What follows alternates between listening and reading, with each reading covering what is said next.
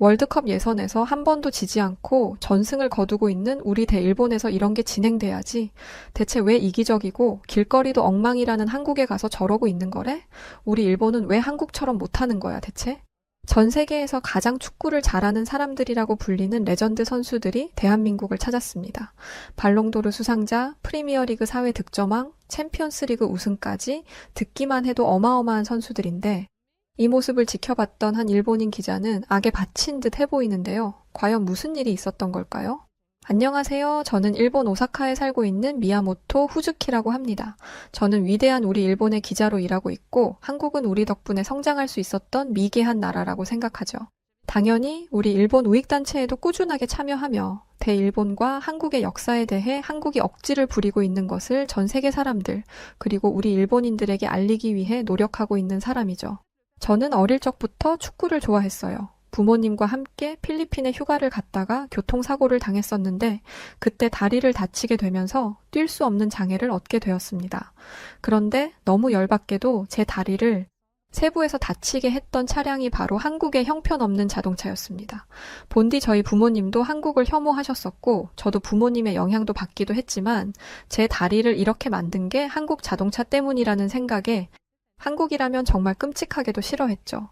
그런데 최근 한국을 찾았다가 정말 기함을 하는 일들을 경험하게 되어서 더욱 분노가 차올라 어쩔 줄 몰랐었습니다. 저는 어릴 적부터 한국은 굉장히 가난한 나라라고 들었어요. 한국은 길거리에 노숙자가 득실득실하고 구걸하는 가난뱅이들이 많다고 들었죠. 실제로 제가 자주 보는 우익단체 유튜브 영상들을 보면 한국은 진짜 엉망이었어요. SNS에서도 마찬가지였습니다. 거리에는 담배꽁초가 가득하고 심지어 한국인들은 바닥에 비닐천을 깔아놓고 누가 입다 버려놓은 듯한 옷들이 사방에 널려져 있었는데 한국의 젊은 사람들은 그걸 사겠다고 우후죽순 몰려드는 모습들도 볼 수 있었죠. 아니 거지들도 아니고 저런 옷들을 입고 다니니 몸에서 냄새도 났을 거고 얼마나 더럽겠어요. 그런 모습을 영상에서 볼 때면 역시 우리 위대한 일본과 한국을 비교하면 일본은 정말 최첨단 국가, 깨끗한 국가, 세계 최고의 아시아 국가라는 자부심에 늘 기분이 좋았습니다. 그래서 한국은 사실 제 관심의 밖이었고 가끔이라도 한국이 언급되거나 제 귀에 들릴 때면 불쾌하기 그지 없었죠. 그냥 발도 들이고 싶지 않는 국가였어요. 그런데 그러던 어느 날이었어요. 일본에서는 엄청난 축제가 준비되어 있는데요. 바로 매년 가을이면 지다이 마츠리라는 축제가 진행됩니다. 무려 2km에 달하는 긴 시대의 행렬인데 20개 팀이 일본의 메이지 유신, 에도, 아즈치모 모야마, 무로마치, 요시노, 가마쿠라, 후지와라, 엔야큐 등의 일본 8개 시대를 재현한 모습을 보여주죠. 우리 대일본의 당시 시대상을 마치 파노라마처럼 볼 수 있는 멋진 축제예요.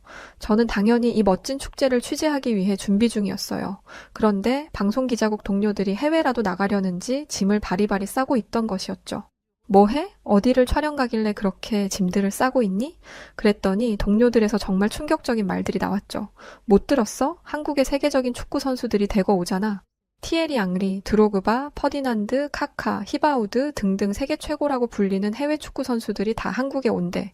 저는 너무 깜짝 놀랐어요. 저는 원래 어릴 적부터 축구를 좋아하고 사랑했던 사람으로서 지금 동료가 말한 이 선수들이 전 세계적으로 얼마나 위대하고 대단한 선수들인지 잘 알고 있었죠.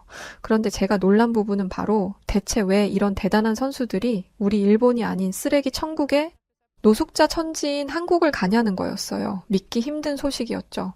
제 기자 동료들은 그 선수들을 보기 위해서 한국으로 취재를 떠난다고 짐을 싼 거였습니다. 저는 이 상황이 이해되지 않아서 정말 꼭 취재하고 싶었던 우리 일본의 축제 촬영을 다른 지인 동료에게 부탁하고 한국으로 떠나는 동료들을 따라 한국에 가기로 했어요. 더럽고 가난한 한국엔 정말 들어가고 싶지 않았지만 세계 최고의 선수들을 볼 수 있다는 생각을 해보면 가야 된다고 몸이 말하고 있었거든요. 또 형편없는 한국에서 고생하게 될 해외 선수들을 취재해서 전 세계가 볼 수 있도록 기사를 담자고도 마음먹었죠. 한국으로 떠나는 준비를 하면서 저는 동료들에게 말했어요. 아니 아시아 축구하면 일본이 최강 아냐? 대체 왜 한국같이 더럽고 못 사는 국가에 그런 대단한 선수들이 모이는 거래? 차라리 일본으로 왔으면 정말 좋았을 텐데. 그러자 동료 중에 한 명이 아시아에서 일본이 1등이 맞지. 근데 한국에도 유명한 해외파 선수들이 많잖아. 손흥민도 있고 김민재, 이강인 등등 말이야. 그럼 뭐해? 요르단 같은 동남아 후진국에도 지는 나라인데 돈을 많이 준다고 했나? 그렇지 않고서야 그 선수들이 한국에 갈 이유가 없는데, 아, 한국은 돈도 없을 텐데 뭐 때문에 오는 거지? 대체 이해할 수가 없네. 아무튼 저희들은 그렇게 비행기를 타고 한국으로 향했습니다. 그리고 얼마 지나지 않아 인천공항에 도착해서 내렸죠. 그런데 공항에 발을 딛자마자 좀 이상하다는 생각이 들더라고요. 기분이 굉장히 묘했죠. 한국을 난생 처음 방문한 터라서 처음 보는 모습들에 놀랄 수 있다고는 생각했지만 제가 활동하는 단체에서 들었던 이야기와는 조금 달랐기 때문이었어요. 인천공항이야 해외 사람들이 많이 오는 곳이니 시설은 잘 되어 있을 거라고 생각은 했지만 분명 시끄럽게 싸우고 매너가 더러운 한국인들이 즐비하다고 생각했는데 제 눈앞에 보이는 수많은 한국인들 중에는 목소리를 높여 다투거나 싸우거나 매너 없는 행동들을 하거나 하는 모습을 볼 수 없었기 때문이었어요. 그리고 무엇보다 가장 놀란 건 한국인들이 생각보다 꽤나 컸다는 것이었어요. 저는 키가 172cm로 일본에서 나름 키가 큰 걸로 상위에 속하는데 한국 남성들은 대부분이 180이 넘어가는 듯해 보였죠. 왠지 모르게 약간 자존심이 상한다는 느낌이 들었습니다. 한국인을 제가 아래에서 위로 올려다 봐야 했으니까요. 기분 나쁘더라고요. 어쨌든 한국에 오기는 했지만 한국인들을 위해서는 단 한 푼도 쓰지 않겠다는 유치한 생각을 하며 저희 취재팀이 예약한 호텔로 향했습니다. 호텔에 도착했을 무렵에 함께 왔던 동료가 A4 용지를 한 장씩 주더라고요. 어차피 나는 한국에서 단 한 푼도 쓸 생각이 없었기 때문에 취재 전까지 아무것도 가지 않고 호텔에만 있으려고 했고 함께 왔던 동료들도 저와 생각이 같을 거라고 생각했어요. 그런데 짐을 정리하자마자 우르르 호텔을 나가려고 하는 거였죠. 다들 어디 가게? 동료들은 한국에서 굶어 죽으려고 밥은 먹어야 하지 않겠어? 구경도 좀 하고 라고 말하며 서둘러 나갈 채비들을 하더군요. 생각해보니 밥은 먹어야겠구나 싶어서 억지로 동료들을 따라 나섰습니다. 호텔을 나와 한국의 거리를 걷는데 굉장히 사실 혼란스러웠어요. 한국의 거리는 누가 봐도 더럽지 않았고 길거리에 노숙자의 노자도 찾아볼 수 없었거든요. 오히려 세련된 옷차림의 한국인들이 옹기종기 짝을 이뤄 길을 걸었고 그 모습은 마치 강대국인 미국의 라스베가스 거리를 보는 듯한 기분을 느끼게 했습니다. 그때쯤이었을 거예요. 소변이 마렵다는 생각에 화장실을 가야 했죠. 아까 호텔에서 미리 해결하고 나왔어야 했는데 한국의 모습에 지린 건지 그땐 안 느끼다가 호텔을 나와 걷기 시작하니 소식이 오더라고요. 그래서 저는 근처에 화장실을 찾았는데 마침 지하철로 들어가는 계단이 보이더군요. 동료들에게 잠시 다녀오겠다고 하고는 지하철이 있는 지하 계단으로 향했죠. 그리고 자연스럽게 개찰구를 통과하기 위해 표를 사려고 했습니다. 그런데 뒤따라온 동료가 갑자기 저를 말리더라고요. 지금 뭐 하냐면서요. 표를 사려는 저를 말리는 동료의 행동에 이상했어요. 아니 왜? 나 화장실 가야 한다니까? 그러자 동료가 폭소를 터트리며 말하더군요. 한국은 개찰구 통과 안 해도 돼. 저쪽에 안내판이 있으니까 안내판에서 화장실을 찾자. 네, 그랬어요. 사실 일본은 지하철역에 화장실이 있지만 보통 역 개찰구 안에 있기 때문에 화장실을 사용하기 위해서는 개찰구를 통과해야 합니다. 그래서 그 역을 통과하는 정기권이나 그 역에서 제일 저렴한 표를 끊어서 구매해야 안에 들어가 화장실을 이용할 수 있었거든요. 그런데 한국은 아니더라고요. 실제로 안내판으로 가서 보니 화장실이 개찰구 바깥쪽에도 있었고 누구나 필요하다면 무료로 이용할 수 있었던 겁니다. 솔직히 좀 이런 건 좋다는 생각을 했어요. 일본에서 갑자기 용변이 급하면 돈을 써야 하니 주머니에 돈이 없을 땐 난처할 때도 종종 있었거든요. 이뿐만이 아니었어요. 도착한 화장실에서 저는 감탄하고 말았죠. 이게 과연 수많은 사람들이 오고 가는 공중 화장실이 맞나 싶을 정도로 깨끗한 모습에 믿기지 않았습니다. 일본에도 깨끗한 화장실이 분명히 있기는 하지만 모든 곳이 깨끗하지는 않거든요. 만든 지 오래도 해서 낙후된 화장실들도 제법 많은데 한국의 화장실이 이렇게나 깨끗한 모습으로 유지되고 있다는 것에 당황했죠. 사실 이후에도 식사를 하러 간 자리에서 우리는 한국의 삼겹살이란 걸 먹었는데 일본에도 와규라는 고깃집이 있지만 이렇게 저렴한 가격으로 먹을 수 있는 삼겹살에 놀랐습니다. 너무 맛있었죠. 지금 와서 말하는 거지만 사실 소고기보다 돼지고기가 이쯤 되면 더 맛있는 거 아닐까 하는 생각이 들 정도로 한국의 삼겹살은 정말 대단히 맛있었습니다. 일본에는 달고 짠 음식들이 대부분이에요. 간장으로 만들어진 음식도 많고 기름에 튀긴 음식들이 주 음식일 만큼 어딜 가나 그런 음식들이 다예요. 심지어 튀긴 요리를 간장에 적셔 먹어야 하는 음식도 많죠. 어릴 때부터 그런 음식에 젖어 있던 제 입속으로 들어온 한국의 삼겹살과 한국의 김치는 매콤하면서 삼겹살의 고소함, 쌈장이라는 소스의 짭조름한 맛이 입안에 가득 담기자 도저히 수저를 놓을 수가 없었어요. 정말 미친 듯이 먹었습니다. 한국에서는 단 한 푼도 쓰지 않겠노라 다짐했건만 돈을 내고라도 더 먹고 싶은 그런 맛이었죠. 한국에서의 첫날은 말 그대로 당황, 놀람, 긴장, 의아함, 설레임 이런 감정들의 연속이었어요. 이후 저희는 인천공항으로 입국하는 유명 해외 선수들을 취재하기 위해 공항으로 향했습니다. 며칠 전 저희가 밟았던 공항이었는데 공항에 도착하니 어마어마한 한국인들이 몰려들어 있었어요. 그래, 분명 이렇게 많은 사람들이 모여 있다면 한국에 볼품없고 질서 없는 난장판의 한국을 볼 수 있겠구나 이렇게 속으로 생각했어요. 아무래도 사람들이 많이 모이다 보면 목소리도 커질 거고 서로 선수들을 보겠다고 새치기 하거나 싸우는 사람들도 있을 거라고 생각했었죠. 하지만 제 눈앞에서 본 한국 팬들의 모습은 이런 제 생각을 완벽하게 망가뜨려 놨습니다.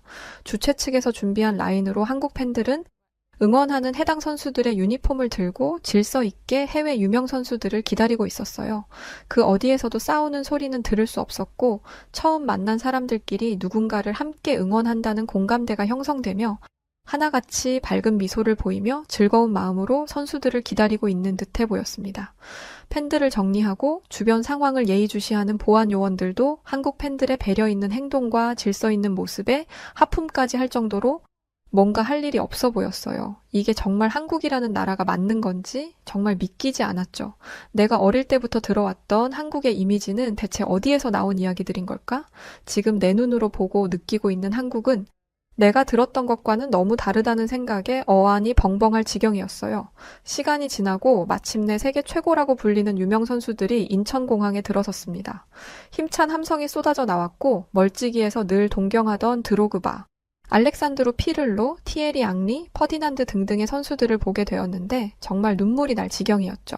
가장 먼저 모습을 드러낸 선수는 티에리 앙리와 드로그바였어요. EPL의 왕이라고 불리는 앙리는 프리미어리그 아스널 팀의 전설로 현재는 프랑스 연령별 대표팀을 이끌고 있는 정말 대단한 선수죠.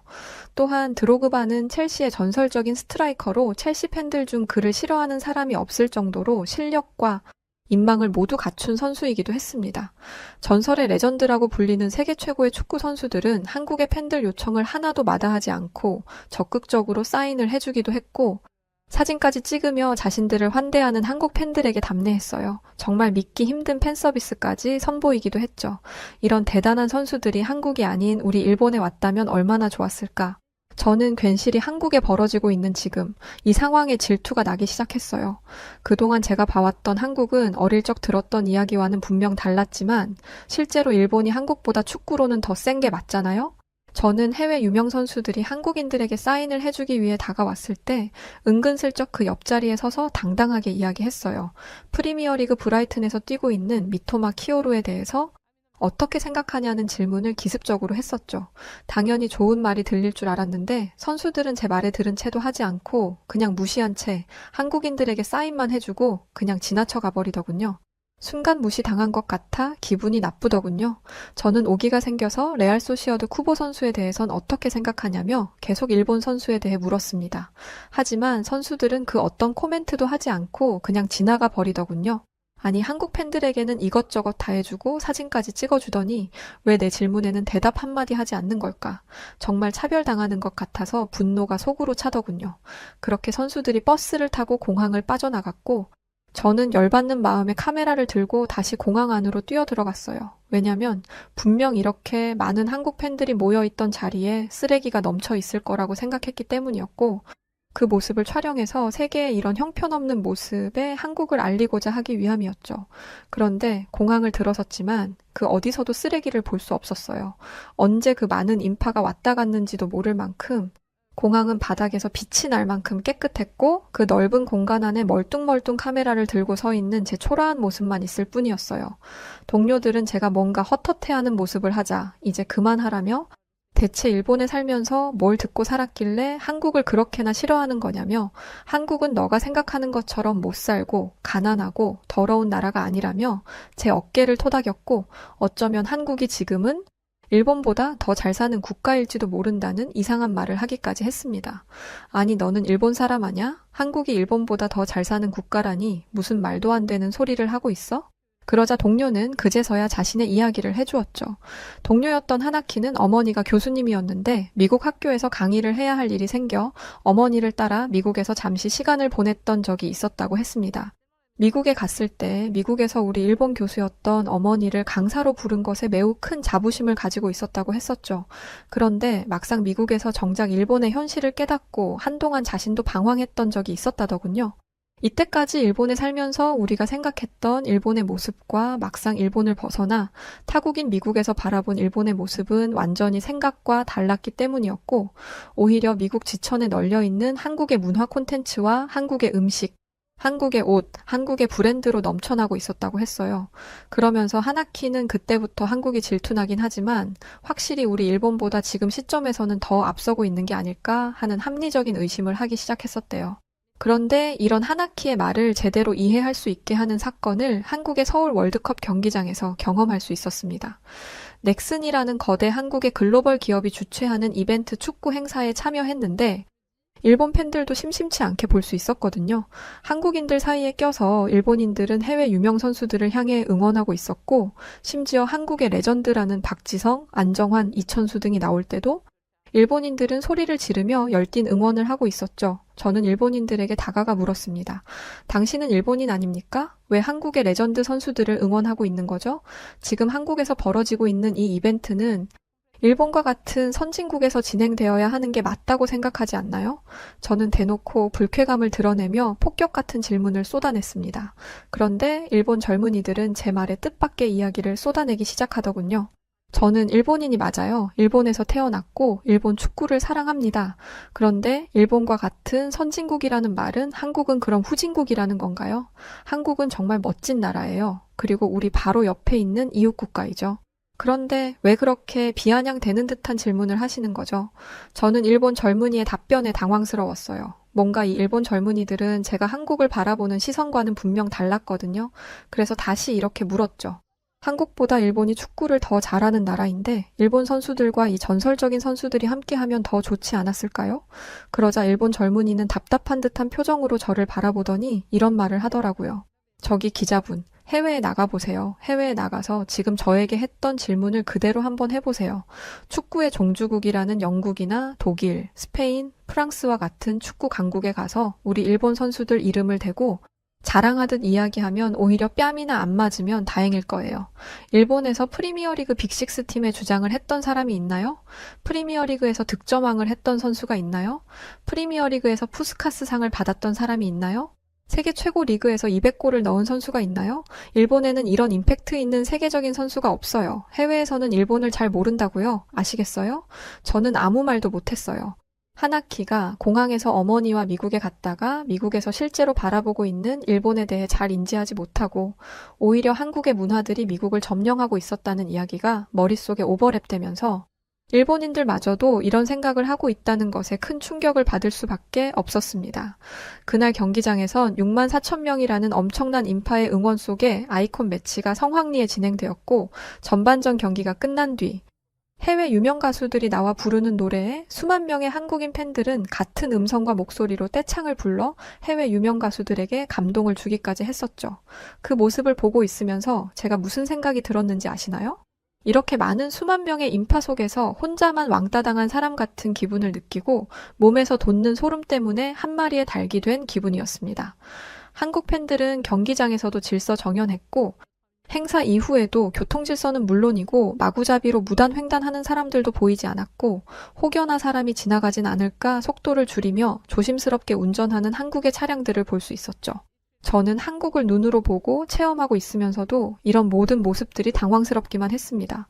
분명 나는 내가 속해 있는 단체에서 보여준 영상에서 한국이 더럽고 지저분하고 거리에는 노숙자들이 가득하고 목소리를 크게 하고 싸우는 영상들을 분명 내 눈으로 봤는데 대체 그 영상은 어디서 나온 걸까 싶었죠. 그래서 다시금 그 영상을 켜봤어요. 그런데 그때 저는 쭈뼛하며 아차 싶다라는 생각을 했었는데요. 왜냐하면 그 영상은 실제 목소리가 나오지 않고 있었고 음성이 소거된 채로 한 일본인의 음성이 그 영상을 대체하고 있었던 거예요. 또 영상을 유심히 보다 보니 한국어가 아닌 한자로 된 간판들이 종종 보였고 심지어 국기까지 보이더군요. 그 영상은 한국이 아닌 중국 영상이었던 겁니다. 전혀 몰랐어요. 일본에서 단체 소속인들과 함께 있을 때는 그런 걸 캐치하지 못했었는데 막상 한국에서 다시금 영상을 꼼꼼하게 보니 그 영상 속 주인공은 한국이 아닌 중국이었던 거죠. 그런데 이걸 한국이라고 속여서 단체 회원들에게 보라며 한국 혐오를 부추기고 있었던 거였어요. 사실 충격이었죠. 한국에서 일정을 마치고 다시 일본으로 돌아가서 이 부분을 따져 묻기 위해서 단체에 가서 영상의 진위 여부를 물었습니다. 하지만 단체에서는 영상에 나오는 곳들은 모두 한국이 맞다며 절대 그런 오해를 해서는 안 된다고 하는 거였죠. 그래서 저는 바로 전날 취재 때문에 한국을 직접 다녀왔고 한국 어디에서도 이런 형편없는 모습을 볼 수가 없었다고 말하자 단체 회원 중에 한 분이 다가와서는 저에게 물을 끼얹어 버리더군요. 뭐 하시는 거예요? 왜 물을 뿌리세요? 그러자 그 회원은 더러운 한국에 다녀왔다면 당연히 뿌려야지. 그 냄새나는 한국의 때를 씻어내야 하니까 당장 집으로 돌아가서 몸을 깨끗하게 씻고 와. 그게 아니라면 다신 단체에 올 생각도 하지 마. 홀딱 젖은 채로 집으로 돌아가는 길 마음이 착잡했습니다. 대체 진실은 뭘까? 분명 내가 본 한국은 우리 일본보다 더 잘 사는 국가인 것 같았고 10월 20일 늦은 밤 한국에서 일본으로 돌아왔던 날입니다. 한국을 여전히 저는 좋아하지 않아요. 분명 한국은 우리 일본의 도움으로 성장할 수 있었던 나라라고 여깁니다. 또한 아직까지도 아시아에서 우리 일본이 최고라고 믿고 있어요. 하지만 제 눈으로 모든 걸 경험한 이상 인정할 건 이제 인정은 하고 있습니다. 분명 한국은 내가 알고 있던 형편없는 국가가 아니라 세계로부터 인정받고 있는 국가였다는 것. 그리고 제가 있는 단체에서 퍼뜨리고 있는 이야기들은 모두 사실이 아닌 꾸며낸 이야기라는 것, 옳고 그름 정도는 구분할 수 있게 되었죠. 한국의 유명 레전드 선수들인 박지성이나 안정환, 이천수, 박주호 등등의 선수들이 전 세계 전설이라고 불리는 최고의 선수들과 어깨를 나란히 하고 아주 친한 친구들처럼 웃으며 보내는 모습들은 왠지 우리 일본은 언제 이런 한국 선수들과 같은 영향력을 끼쳐볼 수 있을까 하는 섭섭한 마음이 들어요. 사연을 보내면 한국인들 뿐만 아니라 해외에서도 많이들 본다고 들었어요. 실제로 일본에서 듣는 사람들도 있으니까요. 제 사연이 그들에게 전해져 일방적이고 눈을 가린 채로 한국을 깎아내리기 위한 비방만 하지 않길 바래요. 그래야 일본이 한국에게 따라잡히지 않고 더욱 발전할 수 있을 거라고 믿기 때문입니다. 기다리세요, 한국인분들. 우리 일본이 다시 한국을 바짝 따라와 전 세계적으로 인정받는 나라가 될 겁니다. 열심히 한번 해보세요. 그럼 뭐 한국은 가만히 있나요? 여하튼 최근 한국의 전 세계 전설이라 불리는 세계 최고의 선수들이 단체로 한국을 왔었죠. 이건 전 세계적으로 이례가 없는 정말 놀라운 일이라고 하더라고요. 그런데 우리 대한민국에서 이런 아이콘 매치가 성사되었다니 정말 너무 감동적인 순간이네요. 여기 한국은 더럽고 지저분할 뿐만 아니라 가난한 어린 학생들을 왕따시키는 것은 물론 상류층 학생들은 그런 가난한 학생들을 괴롭히는 말도 안 되는 나라라며 경악해하고 있는 영국인이 있습니다. 그렇지만 그는 한국의 학교에 들어서자마자 충격적인 장면들을 보고 크게 경악해하고 마는데요. 그 영국인은 한국의 무엇과 어떤 것을 받기에 이토록 경악하고 만 것일까요? 안녕하세요. 저는 영국에서 온 에밀리아 콜린스라고 합니다. 저는 영국의 공립초등학교 교사로 일을 하고 있었는데 어느 날 한국과의 교류를 위해 교사들 중 몇 명을 한국으로 보내라는 공문이 내려왔어요. 솔직히 저는 한국이라는 나라에 부정적인 생각을 가지고 있었습니다. 그 이유는 제가 교육자의 길을 걷고 있었기 때문이었습니다. 한국에 대해 처음 알게 된 건 교육대학에 다니고 있던 대학생 때였습니다. 어느 날 고등학교 친구 한 명이 저에게 드라마 한 편을 추천해 주었어요. 저는 드라마 광이거든요.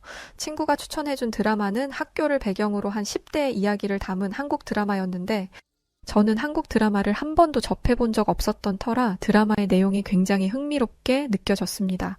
그런데 얼마 가지 않아 제 기대는 산산조각 났어요. 그 드라마에는 상류층 자제들이 다니는 학교가 나왔는데 그 학생들은 가난한 학생 한 명을 괴롭히고 무시했습니다. 드라마에는 과장이 있을 수밖에 없다는 걸 알기에 최대한 중립적인 시선에서 드라마를 시청하려고 했지만 드라마의 후기에 달린 다른 아시아인들의 이야기를 들어보면 그 드라마는 사실임이 분명했어요. 한국은 빈부격차가 굉장히 심하기 때문에 교육에 대한 차이도 엄청나다는 아시아인들의 증언이 넘쳤거든요. 제가 태어난 영국도 사립학교와 공립학교가 존재했지만 한국 정도는 아니었습니다. 또 대놓고 가난한 아이를 괴롭히는 일은 절대 있을 수 없었어요. 저는 한국에 대한 부정적인 인식을 가진 상태에서 대학을 졸업하고 교사가 되었습니다. 그렇게 몇 년이 지나고 한국이라는 나라가 머릿속에서 거의 잊혀갈 쯤 한국으로 갈 교사를 선택하라는 공문이 내려온 것이었죠. 저는 당연히 안 가려고 했습니다. 하지만 제가 갈 수밖에 없는 상황이었어요.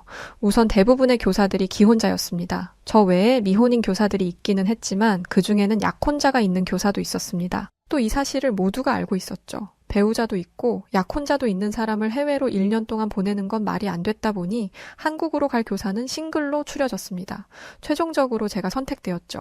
한국행이 결정된 후 저는 친하게 지낸 중국 친구에게 이 사실을 알렸습니다. 그러자 그 친구는 길길이 날뛰며 어떻게 저를 그런 나라에 보낼 수 있느냐 화를 냈어요. 얼마나 화를 내는지 제가 더 당황해서 진정시킬 정도였죠. 그 중국인 친구가 화를 내는 이유는 이러했습니다. 한국인들은 더럽고 그들이 사는 곳은 지저분해. 그리고 그곳을 중국인 척 둔갑시켜 인터넷에 올린다니까? 그뿐만이 아니야. 중국이 북한을 도와주는 걸 싫어하기 때문에 중국에 대한 안 좋은 소문을 퍼뜨리고 있는 나라야. 실제로 한국에 가보면 한국은 빈부격차가 너무 심해서 길거리에서 굶어 죽는 사람들도 있고 TV나 인터넷에 한국이 잘 사는 모습들이 나오고 있는 건 전부 다 새빨간 거짓말이야. 친구에게 들은 한국의 모습은 처참했습니다. 특히 한국도 마찬가지라는 점에서 경악을 금치 못했어요. 교육은 나라에서 책임을 져야 하는 것인데 한국은 잘 사는 애들의 교육에만 신경을 쓴다는 것이었죠. 이런 나라에서 아이들을 가르쳐야 한다니 눈앞이 캄캄했습니다. 그런데 어떡하겠어요. 제가 한국으로 가는 것은 정해진 사실이었고 저는 1년만 채우자고 생각하며 도살장에 끌려가는 소마냥 비행길에 올랐습니다. 비행기에서 내려 한국 학교의 인솔자를 만나고 학교에서 마련해준 집으로 가는 내내 본 한국은 굉장히 발전된 모습이었습니다. 하지만 전 이 모습이 전부가 아니라는 걸 이미 알고 있었어요. 이렇게 화려해 보이는 곳을 조금이라도 벗어나면 먹지도 못하고 입지도 못해 굶어 죽는 사람들이 깔려 있다는 걸 알았으니까요. 학기가 시작하기 전까지 인솔자가 저를 데리고 이곳저곳을 데리고 다녔지만 모든 게 다 가증스러웠습니다. 다른 지역에 가고 싶다고 해도 서울에도 볼 것이 정말 많다 라며 서울에서 즐길 걸 다 즐기고 다른 지역으로 가자는 변명만 나열했죠. 제가 한국의 참상을 보고 실망할까봐 걱정하는 것 같았습니다. 저는 속으로 생각했어요. 어리석은 사람이네. 나는 이미 모든 걸 알고 있는데 라고 말이죠. 그렇게 학기가 시작되었습니다. 한국의 학교는 실로 대단했어요. 분명 공립학교라고 했는데 사립학교인 줄 알았습니다. 학교 내부와 외부는 깔끔하게 리모델링 되어 있었고 운동장에는 잔디가 깔려 있었어요. 교실도 마찬가지였습니다. 칠판이 갑자기 영상 스크린으로 변하질 않나? 학생들은 개인용 태블릿을 가지고 있지를 않나? 놀라움의 연속이었죠. 게다가 태블릿은 학교에서 무상으로 제공되는 것이었습니다. 사립학교처럼 학비가 비싼 것도 아니고 나라의 세금으로 운영되는 학교에서 이게 가능하다니. 솔직히 말해서 아무리 영국이라도 이런 파격적인 혜택은 불가능합니다. 만약 학생들에게 세금으로 태블릿을 제공한다면 시위가 일어날 수도 있어요. 학생들에게 그렇게까지 할 이유가 뭐냐면서 말이죠. 특히 저를 놀라게 한 건 모든 교실마다 설치되어 있는 난방시설이었습니다. 에어컨과 난방이 가능한 시스템 에어컨이 어딜 가든 있었어요. 한국인들 입장에서 이건 당연한 일이겠지만 저에게는 아닙니다. 영국의 여름에 수업을 하면 머리끝부터 발끝까지 땀에 푹 젖을 정도였어요. 그런데 한국에서는 그러지 않아도 됐습니다. 이게 다가 아니에요. 공기청정기부터 가습기까지. 저희 학교가 제가 살던 집보다 훨씬 좋았습니다.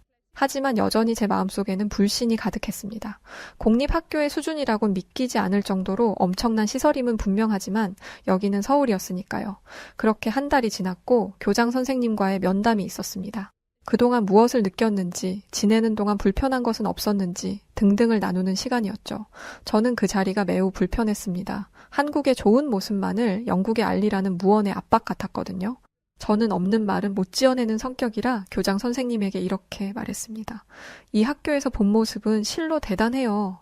그런데 이 내용을 영국에 알릴 수는 없을 것 같아요. 교장 선생님도 저를 인솔하는 도움이 선생님도 의아해하며 이유를 물었어요. 저는 서울이 아닌 지역이 얼마나 참혹한지 이미 알고 있다고 말했습니다. 그러자 두 선생님은 대체 어디서 그런 이야기를 들었냐며 펄쩍 뛰었어요. 그건 말도 안 되는 거라면서요. 저는 도움이 선생님에게 그 정도로 떳떳하면서 왜 다른 지역에 가고 싶다는 내 의견을 무시했냐고 물었습니다. 그러자 도우미 선생님은 정말 억울하다는 표정을 지으며 정말 서울에서 볼 게 많아서 그랬다고 대답했어요. 다른 지역에 가는 건 시간적인 여유가 필요하니 방학이나 긴 휴일을 이용하려 했다면서요. 정말 억울해하는 도우미 선생님에게 교장 선생님은 당장 이번 주에 시골에 있는 학교를 탐방하고 오라고 지시하셨습니다. 저는 그 며칠 뒤 기차를 타고 버스를 3번이나 갈아타야 나오는 시골에 있는 학교에 방문했습니다. 저는 그곳에 도착할 때까지 중국인 친구에게 들었던 끔찍한 참상을 보지 못했어요. 서울에 있는 건물들보다는 오래된 건물이었지만 지저분하기는커녕 고즈넉한 느낌까지 났습니다. 마지막에 도착한 시골 동네는 버스 정류장도 가로등도 인도도 낡아 있었지만 학교만큼은 아니었어요. 노란색 학교 버스와 학교 주변의 인도는 모두 새 것이었고 학교는 서울 학교에 뒤지지 않을 정도로 크고 깨끗하고 아름다웠습니다. 또 그곳의 아이들은 태어나서 단 한 번도 끼니를 거른 적이 없어 보일 정도로 건강하고 행복해 보였어요. 저는 제 실수를 인정했습니다. 다른 사람의 말만 듣고 한국을 오해한 것에 대해 사과하자 도우미 선생님은 이제라도 오해를 풀었으니 다행이라며 넓은 마음으로 제 잘못을 용서해 주었어요. 솔직히 당시에 저에게 화가 나서 도우미 선생이고 뭐고 못하겠다며 저를 무시해 버릴 거라고 생각했습니다. 하지만 그러지 않는 모습을 보면서 저는 한국인에 대한 두터운 신뢰를 갖게 되었어요. 제가 가지고 있던 선입견을 버리고 나니 한국 학교만의 놀라운 특징이 눈에 들어오기 시작했습니다. 교육 환경, 가르치는 내용, 교사들의 수준 등등 칭찬할 것들이 한두 개가 아니지만 그 중에서도 가장 인상 깊었던 것들을 말하자면 그건 바로 밥입니다. 한국인들에게 이 이야기를 하면 그게 놀라울 게 뭐가 있냐는 반응을 합니다. 저는 이런 여유로운 반응도 너무나 부럽습니다. 제가 놀라움을 금치 못하고 전 세계 친구들에게 자랑했던 것들이 한국인들에게는 당연한 것인 거니까요. 제가 놀라워했던 것은 바로 한국의 급식입니다. 제 사연을 듣는 여러분도 급식이 뭐 어때서? 라고 생각하고 계시지 않나요? 한국의 급식은 정말 최고입니다. 저는 학교마다 영양사가 있다는 사실을 알고 깜짝 놀랐어요. 영국에서 영양사란 정말 부잣집이나 국왕의 거처에만 있는 존재거든요. 그런데 전문적인 영양사가 수천 개나 되는 학교에 전부 배치되어 있다니 실로 놀라운 일이 아닐 수 없었습니다. 교사들의 능력만큼 영양사들의 능력도 대단했어요. 탄수화물, 지방, 단백질뿐만 아니라 비타민 등 몸에 필요한 요소들을 전부 고려한 최고의 식단을 정해주었는데 그 식단이 한 달을 주기로 바뀌었습니다. 식단 돌려막기 같은 건 없었어요. 더 놀라운 건 음식의 퀄리티였습니다. 정말이지 모든 음식이 환상적이었어요. 알아보니 음식을 해주시는 조리사분들의 경력도 만만치 않더라고요. 이런 한국을 두고 왜 그 중국인 친구는 한국이 형편없는 후진국이라고 말했던 걸까요? 순간적으로 궁금해지더군요. 과연 그 중국인 친구가 한국을 실제로 와본 적은 있던 걸까? 라는 생각 말이죠. 한국의 실상이 이게 전부였으면 말을 꺼내지도 않았을 거예요. 어느 날 제 옆에 있던 선생님이 영양사님에게 전화를 걸었습니다. 장염에 걸린 아이가 있다는 연락이었죠. 그걸 왜 이야기하냐 했더니 그야 이걸 말해야 장염 걸린 아이에게 맞는 점심을 만들어주지 않겠냐는 대답이 돌아왔습니다. 저는 너무 놀라서 말을 잃었어요. 영국, 아니 전 세계 어느 나라를 가더라도 아픈 아이를 위해 새로운 음식을 만들어주는 학교는 없을 것입니다. 그것도 급식 시간 몇 시간 전에 전달받는 내용을 가지고요. 영국에서는 아픈 아이가 있으면 따뜻한 차를 한 잔 주거나 밥을 못 먹을 정도라면 귀가를 시킵니다. 만약 부모가 당장 오지 못하는 상황이라면 그 아이는 밥도 못 먹고 양호실에 누워 있어야만 해요. 한 번은 그렇게 있던 아이가 구급차에 실려간 적도 있었습니다. 이런 일이 있었는데도 학교는 아무런 책임도 지지 않았어요. 아픈 아이가 이렇게 된 건 아픈 자녀를 학교에 보낸 부모의 책임이니까요. 그런데 한국은 달랐습니다. 게다가 알레르기가 있는 아이들은 따로 음식을 받는 곳이 있었어요.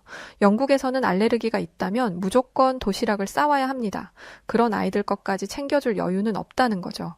저는 대체 아이들이 급식비로 얼마를 내길래 이 정도의 급식이 가능한 건지 물어보았습니다. 그랬더니 질문을 들은 선생님은 지금 무슨 소리를 하는 거냐라는 표정으로 저를 바라보면서 충격적인 대답을 했어요. 급식을 먹는데 돈을 왜 내죠? 맞습니다. 한국의 학교는 무상급식을 하고 있었어요. 물론 교사들에게는 급식비를 받았지만 밖에서 나가 먹는 것보다 저렴했으니 교사들도 안 먹을 이유가 없었습니다. 저는 급식비에 이렇게 많은 세금을 투자하는 걸 한국인들이 반대하지는 않는지 물어보았어요. 영국에서는 유상급식이 당연한 것이다 보니 무상급식을 하는 순간 엄청난 반발이 있을 게 뻔했거든요. 그러자 그 선생님은 애들 먹이는데 돈 아까워하는 한국인은 없을 거라며 단호하게 말했습니다. 저는 제가 보고 느낀 것들을 개인 SNS에 올리기 시작했어요. 학교의 시설, 고퀄리티의 수업 내용, 특히 급식 사진은 매일 올렸습니다. 제가 올린 사진을 본 영국 사람들은 충격에 빠졌습니다. 어떻게 이런 게 가능하냐며 이 상황을 당장 설명하라며 저를 다그칠 정도였죠. 저는 이런 스페셜한 급식이 하루 이틀이 아니라는 걸 증명했고 제가 올리는 사진들은 매번 이슈가 되었습니다. 그런데 모두가 어메이징, 판타스틱을 외치는 상황에서 다른 목소리를 내는 사람이 있었어요. 바로 제게 한국을 나쁘게 설명한 중국인 친구였죠. 저는 그 친구가 저를 속였다는 것을 알고 난 뒤 모든 연락을 끊었습니다.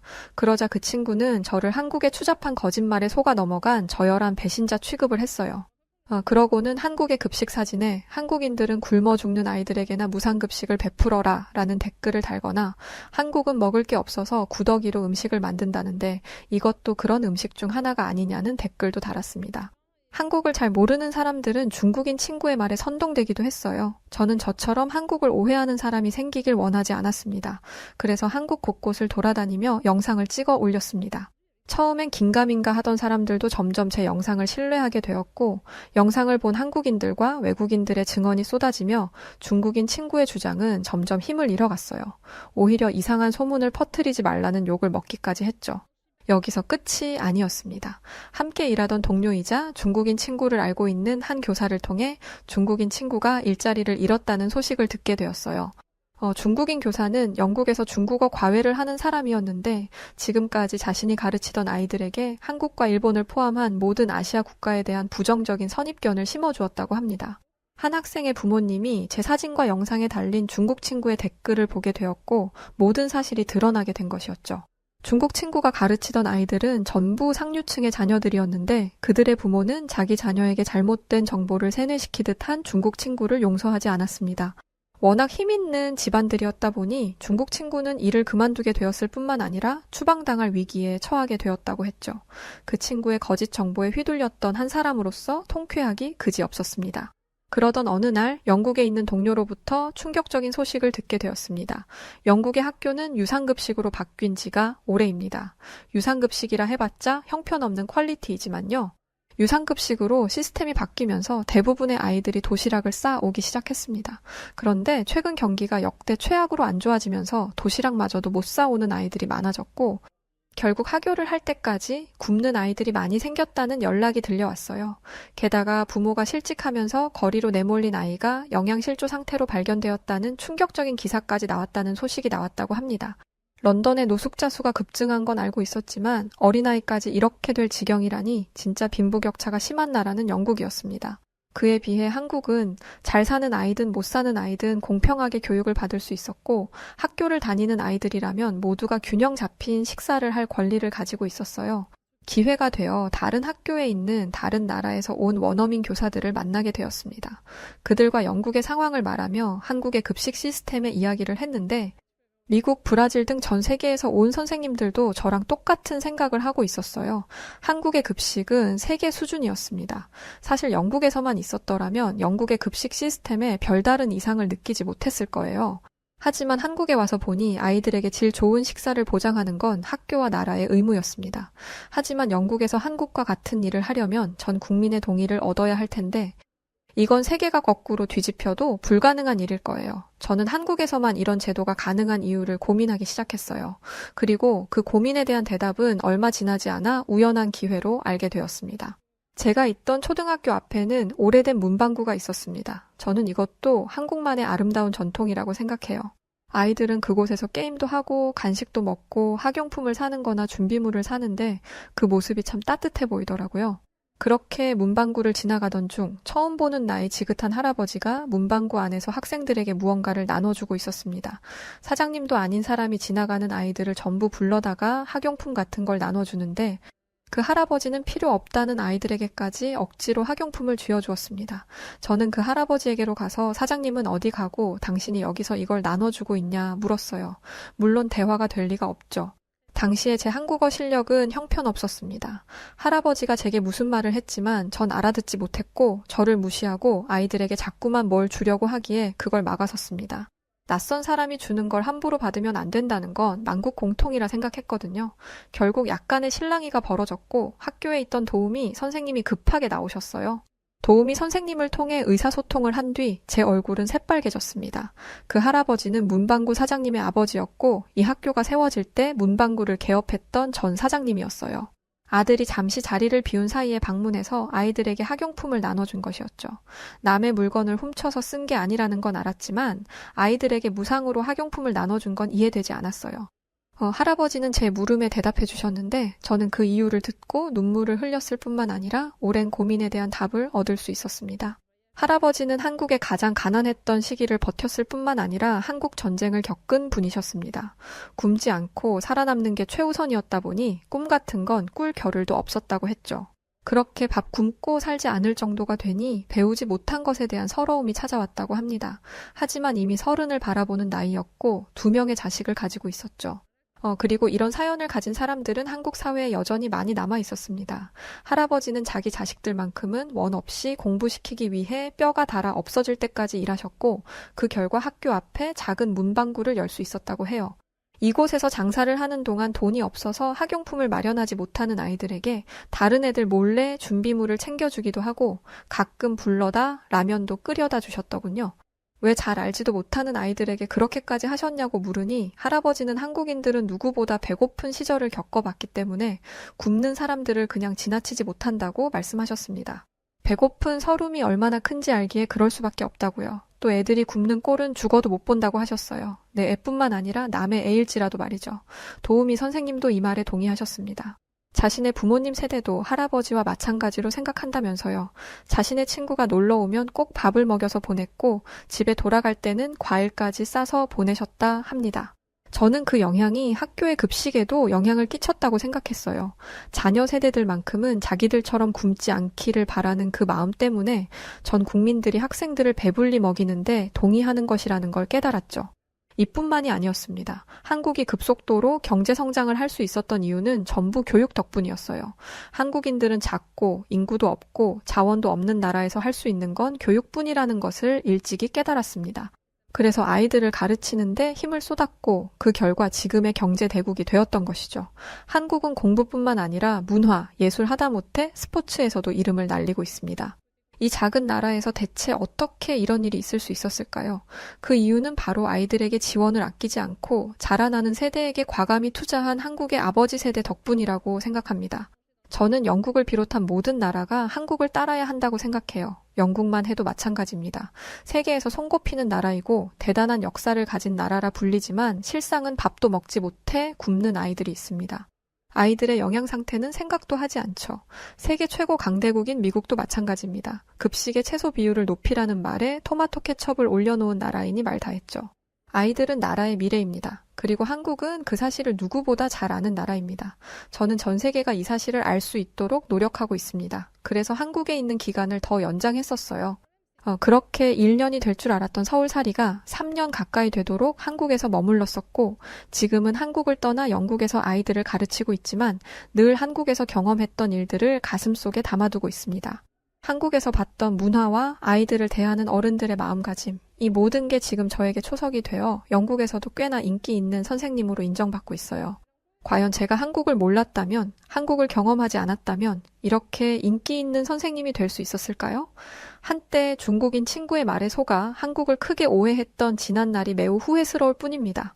앞으로도 한국에서 배운 삶의 지혜들을 품고 더 열심히 정진하고 아름다운 인생이 될 수 있도록 최선을 다해 지내겠습니다. 그리고 저에게 도움을 줬던 도우미 선생님을 비롯한 한국인 분들에게도 진심으로 감사의 인사를 전합니다. 자, 오늘 사연은 미디어 속 드라마와 중국인 말에 속아 한국을 크게 오해했었던 영국인 선생님, 에밀리아 콜린스 씨의 에피소드를 담은 소중한 사연이었습니다. 오늘의 사연 어떻게 들으셨나요? 오늘은 봄비가 내려서인지 날이 좀 쌀쌀했던 것 같은데 건강관리 잘 하시고요. 오늘 사연이 즐거우셨다면 구독과 좋아요, 알림 설정 부탁드려요. 그리고 감기 걸리지 않게 조심하시고 오늘은 여기서 인사드리겠습니다. 그럼 지금까지 해외 다양한 감동적인 사연들을 읽어드리는 여우튜브 송은지였고요. 끝까지 시청해주신 모든 분들께 진심으로 감사드립니다. 고맙습니다.